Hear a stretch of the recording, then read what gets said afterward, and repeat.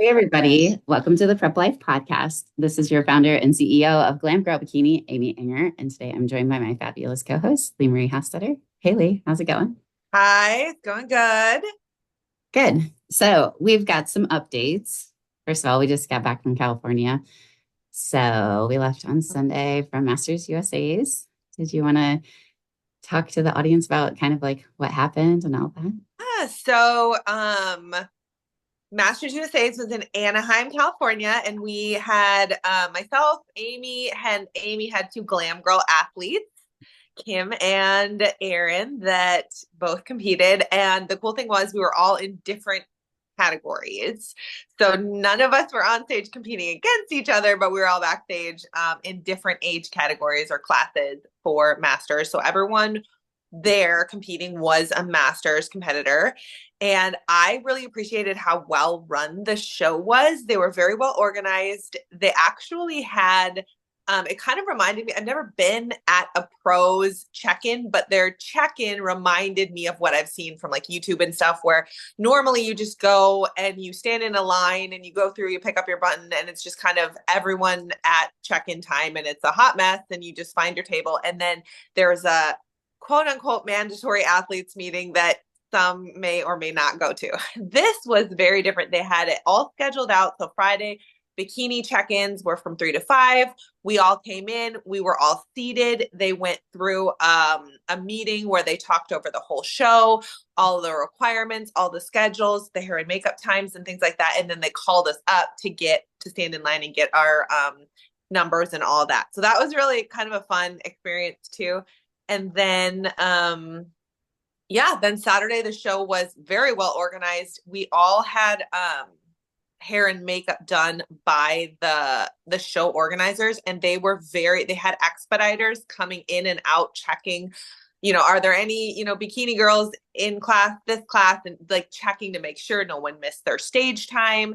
It was very well organized from a backstage point, that I just really like. Kudos to Muscle Contest for their organization. They're compared to Ben Weeder last week, where the expediters were running around. I wasn't even in one of my classes. They were grabbing people and yelling for names and screaming. This was a very well run show, and I just want to point that out and say kudos to Muscle Contest for running a very enjoyable show. Yeah. Yeah. You got your best placement. So congrats to you. Thank you. For Yeah, and your athletes. Let's talk about one of yours was in the overall. Let's go. Yeah, it was crazy. Erin, she won her class, class D in 45. So at this one, unfortunately, this is like one of the only masters only that doesn't award a pro card to the first place winner. So you do have to win the overall, which she did very well. She looked amazing, and so did my other client, Kim. So it was nice because she was in G40, and like you mentioned, we had Erin go for the 45.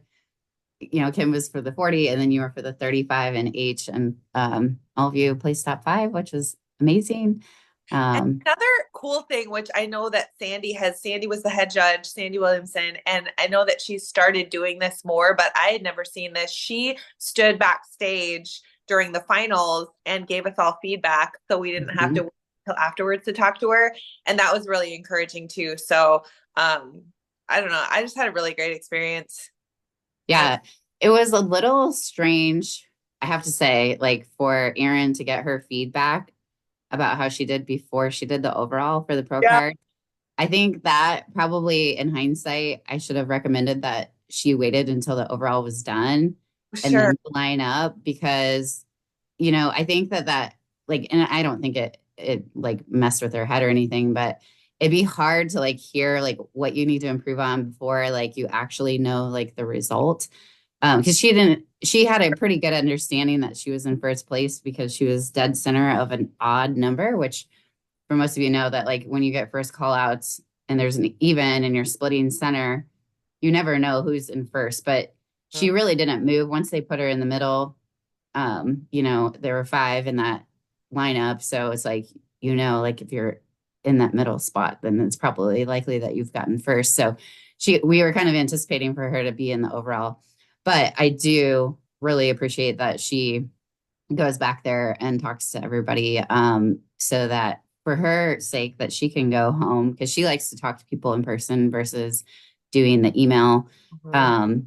And I think it's so valuable to talk to her face to face about things, just because like stage shots sometimes they can translate differently, and she always takes really good notes, and I know she prefers to chat with the athletes, anyway. And so she would Yeah. like run back in to live judge the overall because Mhm. the overalls judged live at the finals. None of the top five are. So, I mean, she might as well be back there giving feedback. So then everybody can kind of like leave right away once they're done and get out at a decent time to get food and not have to wait in line for hours, like until midnight. And then she gets to, when the show's done for her too, she can just leave, which is nice. But yeah, all three of you got feedback, and I had you guys like I had recordings just so that I think it's so much easier to like hear the feedback from a coach's perspective, just because sometimes like if you're the athlete, and I'm sure I've done this too, where it's like you hear certain things and you kind of like have this like huge rush of adrenaline. You're almost like a deer in headlights after going on stage and you're carb depleted. Mhm. So just kind of like somebody that's had some carbs that is like, Yeah. Yeah. not on that stage rush. I think it's better for like the coach to kind of interpret sometimes, like sometimes they'll pick up things that maybe the athlete like, didn't see on a perspective. So it's Sure. good for both of us. Yeah. So just to reiterate, you suggested that we turn on our voice memos or some sort of a recording Yeah. on our phone when we were getting the judges' feedback. And Yeah. I think that's a really good point. When you're carb depleted, when you're in the middle of the show, you just want to get it over with. It is really worth it as a competitor to get that judges' feedback, if even if you have to stand afterwards, or send an email or whatever. But if you can get it in person, really do try to open up that voice memo app on your phone, or take a screen recording and just point it at the floor or something so that you can Yeah. hear what they're saying, play it back actually, when you have some carbs in you and can think and can actually play back what they said, because there's a lot of terms like leanness, fullness, conditioning, muscle that can mean different things. Absolutely. And there could be posing things that they could make a mention of, and then you could hear, oh, I have to build more muscle, and really it's how you're posing or something like that. That can be very different approaches to how you change, and grow for your feedback. So Yeah. just clarify. Yeah. Yeah, right after the Ben Weeder, I had an athlete that Saturday in North Carolina competing, and she was a true novice, and it was Mhm. so helpful that she did that voice memo, and that's what got me into thinking, like, okay, because as a true novice, they don't really know the lingo either, and so I just moving forward, I think I'm going to have my athletes always, especially if I'm not there, or if I can't be backstage, I'm not allowed backstage to talk with Sandy to hear it too at the same time as they do, then I would probably encourage everyone to do a voice memo, even if just so you can listen back to it later when you're kind of like in a settled headspace and Yeah. um in like kind of thinking about that kind of stuff. So Absolutely. So speaking of novice competitors, I know you had yeah, some people asking you questions about national qualifications and yep, then specific drug tested national qualifications and yeah. what that means. So I know that you wanted to touch on that, on those subjects.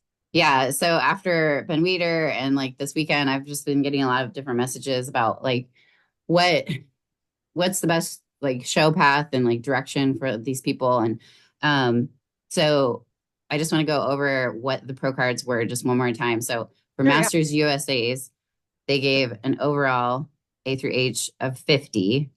They gave one of 45, they gave one of 40, and one of 35. These are non-drug tested events. So there's four pro cards at Masters USA's. There's no open there. It's only Masters competitors. So on that perspective, between that one and Masters Nationals, those have the most height splits for every age category. So to me, like you want to be as close to your age as possible and as close to your actual height as possible. Because if we look at what like who you competed against in the Ben Weeder for like the 35, B is like I mean, I saw some girls that were like over 6 foot in the H. And those are just not the same bodies as I think probably some class D competitors probably were in the mix of your B split because there was only A, only B. And um, I noticed that too for me at the Caribbean Grand Prix.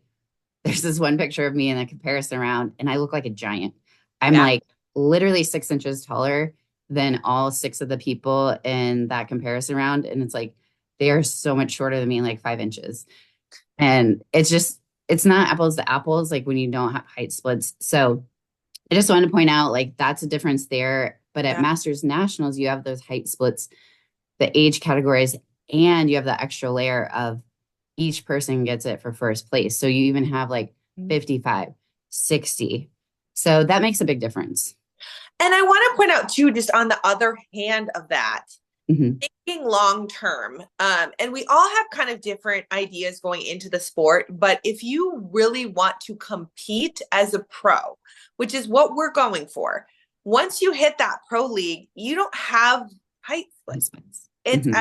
everyone on stage. So actually seeing yourself in a huge class like my math Mm-hmm. and Weeder could actually be helpful just to see how you stack up against those girls, because you can't pick and choose the people that are going to compete against you as a pro, and Yeah. you can't pick your height. So like I'm never going to be any shorter than 5'10", and so I'm Right. always going to be competing as someone who's 5'10" against girls in the pro league that are, 5'5", 5 foot even. So I think Yep. it's a cool experience to be in a class that's so big and just see even how you Mm-hmm. line up, because I mean eventually that's our goal, right? We don't want to get to be a pro and then just quit. I mean, maybe some of us do, but like the goal would be to compete as a pro. And so it might be kind of just interesting to put yourself in those categories that are, a mix, just to see Right. how you line up too. Well, and your first taste of that is in the overall, right? Because Yeah. it's A through H. So especially when you're all pros. So like at Masters Nationals, when you all get your pro card for first place, when you go for the overall, that's how you kind of stack up as a pro because that's your first taste of A through H as pros, Yep. kind of going against each other. Yeah. So I think that's definitely a valid thing to bring up. So we mentioned on our last one that, the Ben Weeder added 2 more pro cards. So Mm-hmm. they still don't have one for 50. They have one for the overall of A and B for 40, overall for A and B of 35, and then 2 for classes A through F overall in open. So Mm-hmm. this Pittsburgh one, I looked on the website. It doesn't show exactly um, any of that, but it has the same categories that the Ben Weeder had. So if you look at it, it has open A through F, it has 40 A and B, it has 35 A and B, and then it has 50 A and B. So I would imagine that they're going to kind of follow rank because Tyler came to the Ben Weeder this year and announced like that they were giving out more pro cards. So I think this May 10th and May 11th, that will be probably how it will lie for the amateurs and the pro cards and the amount that they give out. Mm-hmm. Now, we talked about too, there's a bikini pro there at this Pittsburgh Fitness Expo thing, but it is not drug tested for the pro. So it's not exactly Gotcha. like the Ben Weeder where you're drug tested.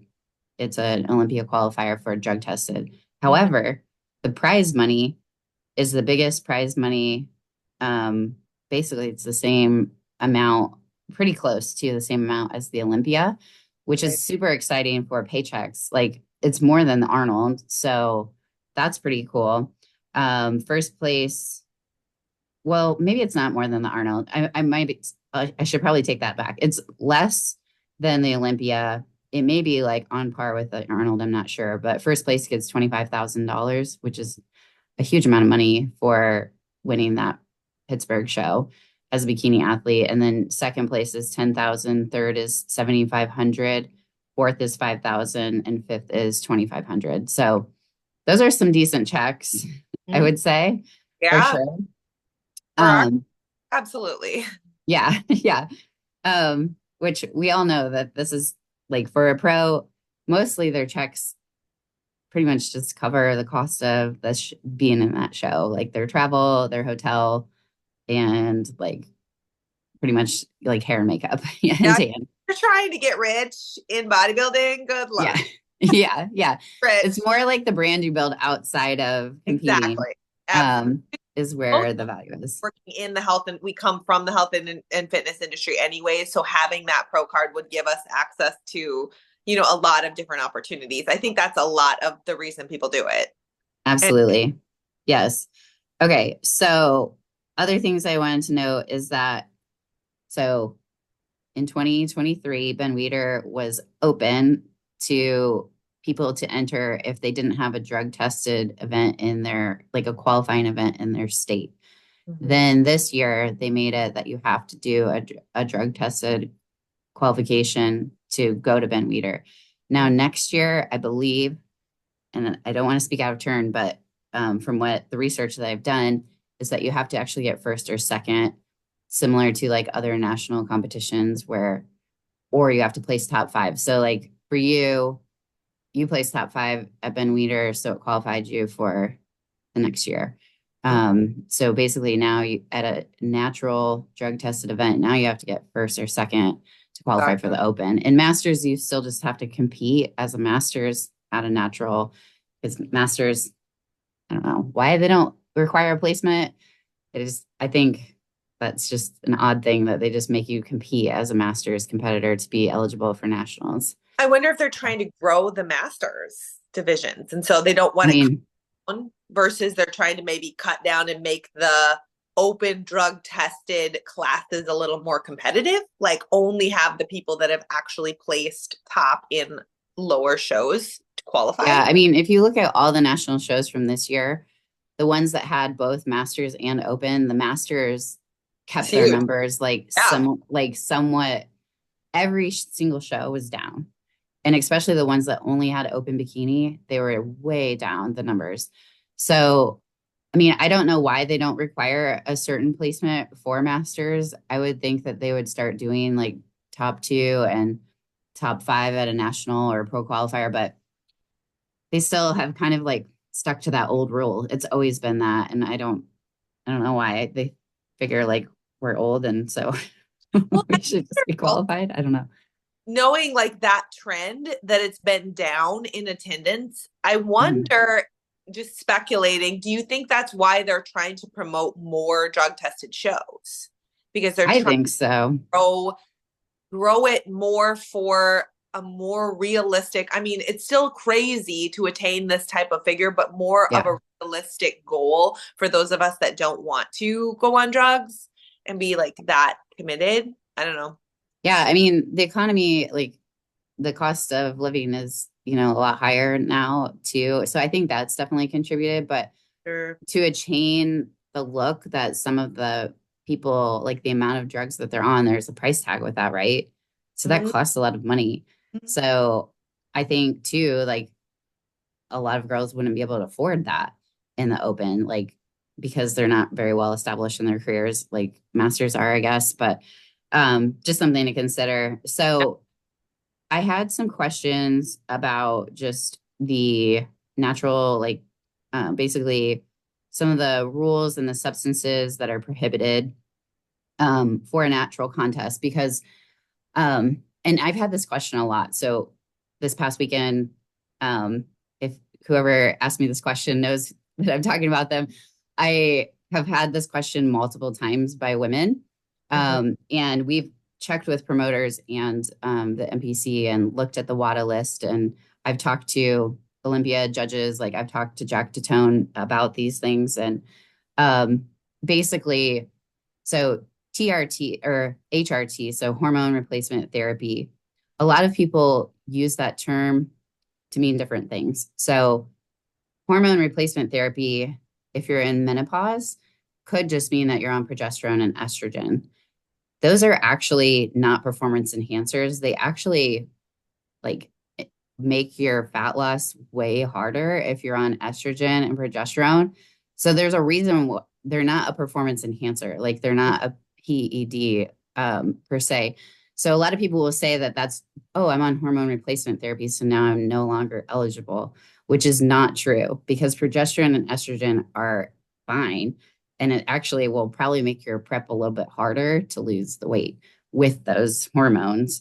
However, a lot of people, again, use that blanket term and they include testosterone in that. So what they're actually talking about is what's not legal in hormone replacement therapy is testosterone. Even if it's like you're taking it at a therapeutic level, in a therapeutic dose, it is not legal because we know that natural bodybuilders, their hormones tank Mhm. anyway. And so it's a distinct advantage if you have hormone replacement therapy, even at a therapeutic level, to get it to like what a normal person walking on the street would be like. So that one's prohibited. I think something, and did I talk about the time frame that it has to be, you have to be drug free for 3 years? Have I No, said that? we haven't talked about that or any of Okay. the list of the drugs. Yeah. So we're going to kind of go over some of that. I won't get, I mean, there's only 12 that the NPC lists out. If you look at the other federations in WADA, it's very overwhelming. It's like a book of just a million different banned substances um, that are on WADA's list. But specifically for the NPC, I think this is important because I think there were 3 pro bikini competitors that were not allowed to compete because I don't think it was like super clear about the 3 year thing and all of that. So, so some of those are that are included would be anabolic agents, hormone and metabolic modulators, insulin, peptide hormones, SARMs, thyroid hormones, beta 2 agonists, diuretics, insulin manipulators, stimulants, intoxicating substances. And then this one, actually, your competitor was asking about it, Hmm? muscle implants. Yes, I asked about that. So, Yes. So I yes. asked my tester about that at the Ben Weeder because that was listed. And I Yeah. told her, I mean, obviously you can tell I don't have implants, but Yeah. so many competitors have breast implants. And she said, breast implants are okay. Yep. It's any other like butt Butt implant, implants. calf implants, things like that. Mm-hmm. Which I mean, it makes sense, but it's just the way that they say it is like, wait, everyone has muscle implants. What are you talking about? But you're not judged on your chest as a female. Yeah. You're not judged on that because that is not a muscle you can work. So yes, you do want the overall look, but actually our Miss Bikini Olympia does not have implants right now, which I love. I love that about Yes. that is like one of my favorite things about her. And she looks absolutely beautiful and absolutely proportionate, and she does not have implants. But what they're talking about is the muscle that you're actually judged on. So like your glutes or your calves or things like Yeah. that. Yeah. So like a Brazilian butt lift or like a BBL. So your client actually saw one and she's like, are those legal? Like, are you allowed to have butt implants? And I said, I've seen this firsthand and I've talked to Sandy about it. So it does not get rewarded. Obviously, it's illegal, not just for the drug tested events, but in general, even non-drug tested. So like at Masters That's USA's person straight up got, cheating.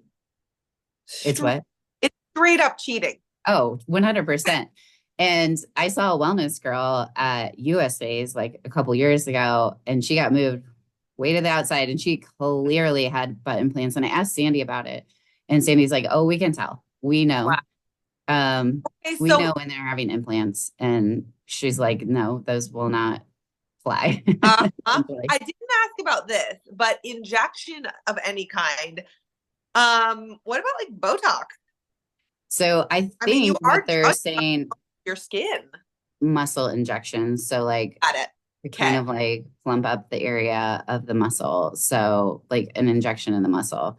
So I mean, like a lot of people get like fillers like for their lips or like Yep. if you have diet face, Botox. So I think it's specifically saying muscle implants or muscle injections. It's just putting implants or injections of any kind. So it's Gotcha. Okay. anything Yep. like used to enhance the muscle that you're getting judged on. So as far as that goes, something to think about. So we had this conversation about like thyroid medicine, right? So I Mm-hmm. mean, I've been on thyroid medicine before I was bodybuilding Mm-hmm. because I have hypothyroidism. So you can fill out a form and it looks like Tuesday, but it's TUE. So Mm-hmm. that means that it is a, I don't want to misquote what that means. Is There, it a therapeutic? why am I not seeing what it stands for? I had these in my notes. Okay, well, it's two. Oh, here it is. Therapeutic use exemptions form. So Mhm. you have to make sure that you have a therapeutic use exemption form. So something that the reason why I went down this rabbit hole a couple years ago is I had a breast cancer survivor that wanted to compete at the Ben Weeder, and she had to be on tamoxifen, which we know that that's like an inhibitor of estrogen, and it's the kind of estrogen that makes you get your breast cancer back. So like my mom's been on tamoxifen because she has breast cancer, and it's like a preventative way for people that have breast cancer. They have to take that after like they've had the tumors removed or had radiation or chemotherapy.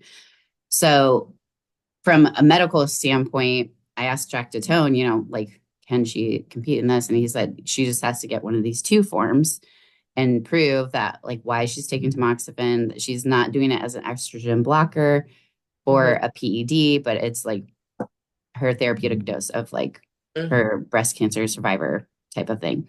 Mhm. Same with if you have a medical condition like hypothyroidism, where you have to take a medical version of that. Now, I think it's odd. This must have evolved over time because when I did the Circle City National Drug Tested Indiana show, we all like at check-in had to do a urine test, but I was never asked about my thyroid medication, even though I was taking it. And I Interesting. didn't even think about that. Like, I just don't think that they like, I just figured I was like, okay, like Would that show up in your urine test? I don't know, but it's showing here that you have to have been on no thyroid hormones for 3 years. Otherwise, you have to fill out a two form. So you have to But I wonder fill if out that this polygraph, therapeutic use. like, I wonder if it wouldn't even show up in a urine test, but it would be for the, I don't know. Yeah, so I do like that they're adding the extra layer of the polygraph. I think that's going to eliminate a lot of people just clearing their system and things like that. But you can fill out this two form.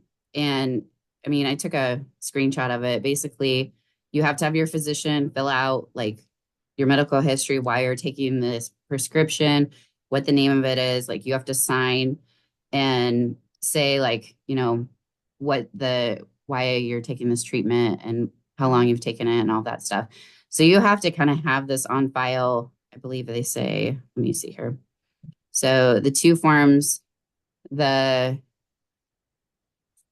okay, so they have to be turned in. They're valid for the duration of the treatment as prescribed by the physician up to a maximum of 4 years.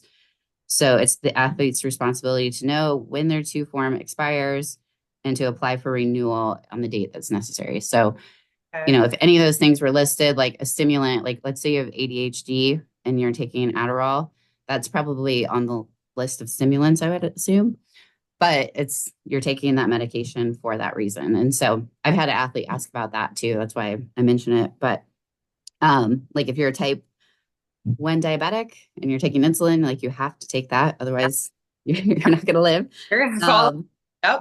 yeah. So, but like there's misuse of these things, right? So, and so that we're just trying to eliminate those. Um, so any positive tests for the following of the polygraph or the urine test is basically the first offense is a 1 year suspension from the NPC. Second is 2 year suspension, and the third is for the lifetime of your career. Like if you fail it once, it's a year. If you fail Year it suspension. after that year, then it's The second offense, you're suspended for 2 years, and then the and third come offense, you're back and do okay. for life. Like which way? I don't know why you would just keep going. I mean, I mean, it's some pretty cool. people are just crazy. Yeah. So I just thought those were important things to mention just because there's just been a lot of questions around it. And Ah, so I wanted people to bro. know, like, And we've got a new because, one coming up, and it seems to be mhm, growing more the natural side of it. So I think it's really yeah, important to talk about what that means. yeah, for sure. And I do think, like, again, it's evolving in these other federations that have been doing only drug tested. And Mm. they've figured out a long time ago that you have to do a polygraph test, as part of this. And some of those other federations, it's 6 years. Like I think NAMBF, you have to be drug Okay. free for 6 years. And I think OCB as well. Okay. So it's just like different strokes for different folks. But like there's a Uh, place for everybody, but I think that it's good that it's giving opportunities to like make, you know, things more valid. well, Uh, also, I just wanted to point out, and I hadn't noticed this before, but it makes sense. But also on the list, let me pull it up again. Where was my list? It did say, where was that list? Was looking at with all the time frames on it. Here we go. When used solely for weight loss, Ozempic and drugs mhm. like that. So I Yeah. think that would be one that you maybe wouldn't think of. And if you are Yeah. on Ozempic, even if it's prescribed by your doctor, but you're using it and you don't have diabetes, if you're using it for weight loss, because I think it's just become such a hot topic and a trend, a lot Hmm. using it for weight loss. And then you think, well, I'm having so much success on this. I want to do a bodybuilding show and I've never done performance enhancing drugs, so I can do a natural show. You actually can't if you have been using Ozempic for weight loss. Yeah. Yeah. And I mean, a lot of people use it to regulate blood sugars. Mm-hmm. Like if they're pre-diabetic as well and not necessarily having like specific diabetes. But yeah, they do go into more detail. Like if you basically where I got all of this information, just so everybody knows, so that you can reference everything. I went to the Gary Udit website. I clicked on the Pittsburgh Fitness, I forget what it's called, but this show that's, Yeah. basically it says like it highlights it's a natural event. You click on the rules and Power prohibited substances. What's it called? Pittsburgh Power and Fitness Festival. Okay.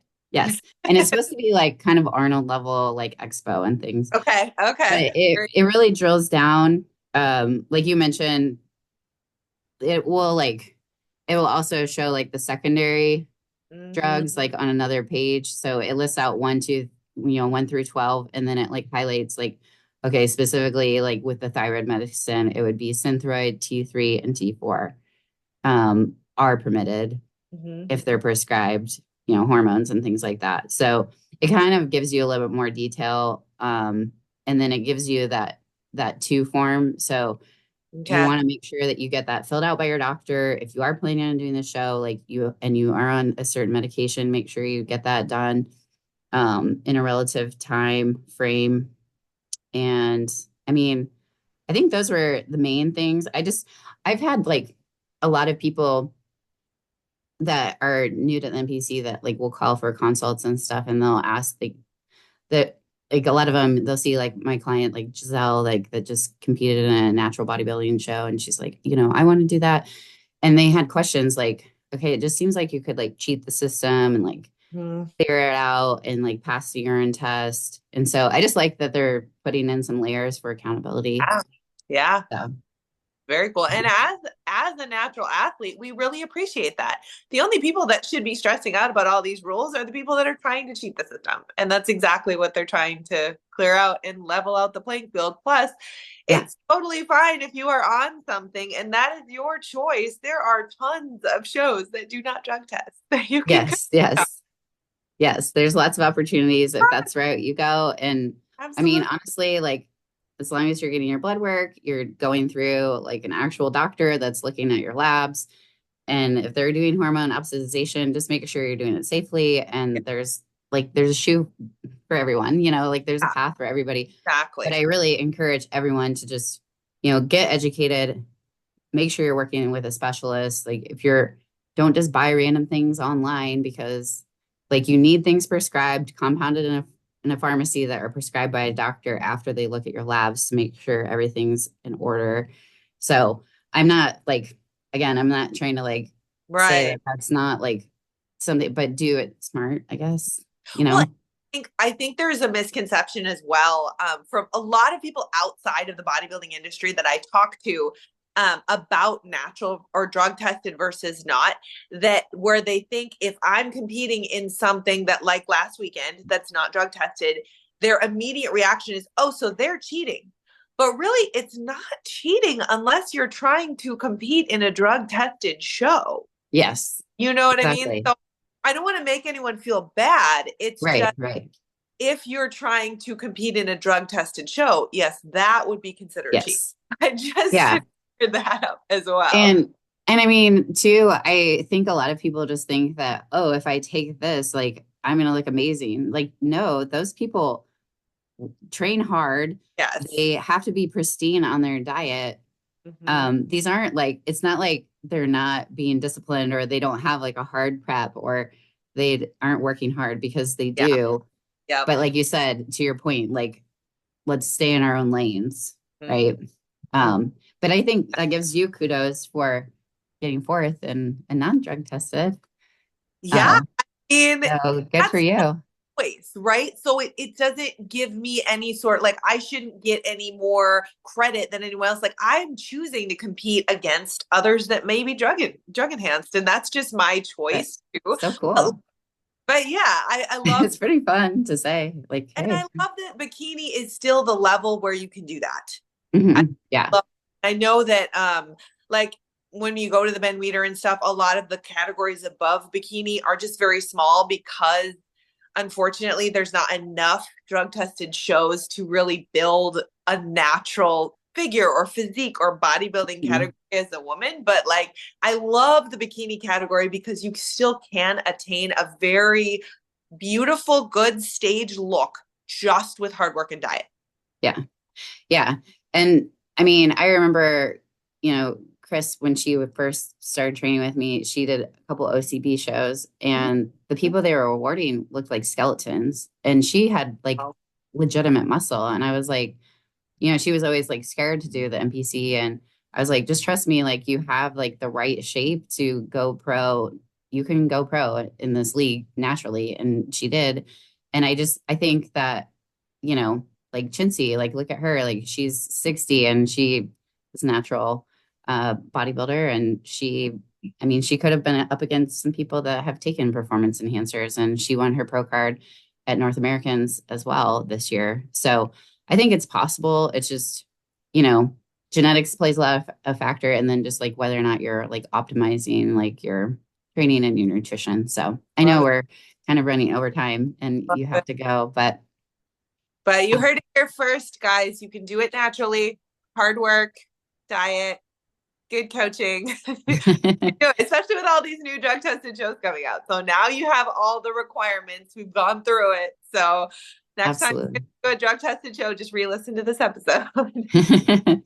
All right. Well, thank you so much for listening, everyone. If you find it in your heart to leave a rating and review, it just helps other people find the podcast. And it's our way of like keeping things ad free. Is just we want to help other people. And I did want to say, like, thank you, those of you that came up to me this past weekend at Masters USA's. It just always like blows my mind if I don't even know about a person that it's helping. And it makes me feel like that's why I do this podcast. I just want to help other people get good information out there. So if you leave a rating or review, then that will just help other people that are interested in the same topics find it. So um, that's like your payment for the for the podcast. If you can do it, we'll keep it ad free for sure. You can find us on Instagram at Glam Girl Bikini or at Prep Life Podcasts. And you can go to our website at glamgirlbikini.com. Hit the get started button if you would like to apply for coaching with either one of us. All right. Thanks for listening, guys.